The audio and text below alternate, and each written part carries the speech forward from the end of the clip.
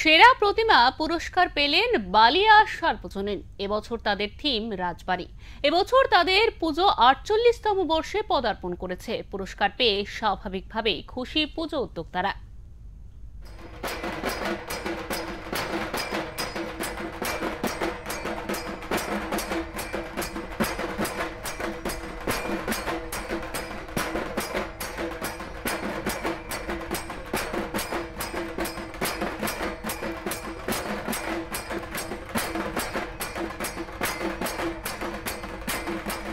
এই মুহূর্তে আমি দাঁড়িয়ে রয়েছি বালিয়া সার্বজনীন দুর্গোৎসব কমিটির পুজো মণ্ডপের একদমই ভিতরে।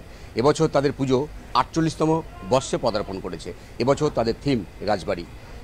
ওঙ্কারশ্রী ২০২৫ শারদ সম্মান সেরা প্রতিমার পুরস্কার তারা পেয়েছেন।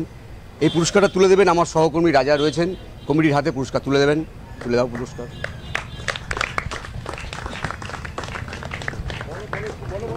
পুরস্কারটা আপনাদের কেমন লাগছে?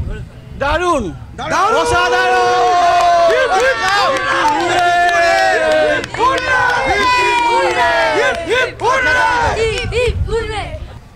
বালিয়া সার্বজনীন পূজা কমিটির দুর্গোৎসব ২০২৫ আমাদের ভাবনা ছিল যে ঐতিহ্যের বাঁধনে যে সমস্ত প্রস্তর এবং পুরানো যে সমস্ত বাড়ি বা পুরানো যে রাজ যে সমস্ত স্থাপত্যগুলো হারিয়ে যাচ্ছে তাদেরকে ফিরিয়ে আনার জন্য, সেই জন্য ঐতিহ্যের বাঁধনে এটাই আমাদের মূল থিম ছিল এবারে দুর্গাপুজো। আপনাদের প্রতিমাটা সত্যি অসাধারণ। হ্যাঁ, এবার প্রতিমা আমাদের সত্যি সাবেকানার প্রতিমা, এবং প্রতিমা আমার অত্যন্ত এবার আমাদের খুবই দৃষ্টি এবং খুব আকর্ষণীয় হয়েছে। তপন ভট্টাচার্য মহাশয় আমাদের এই প্রতিমা নির্মাণ করেছেন। আমাদের সবাইকে ওঙ্কার সব থেকে আমাদের কমিটির তরফ থেকে জানাই অশেষ ধন্যবাদ। আমরা অসংখ্য ধন্যবাদ জানাচ্ছি।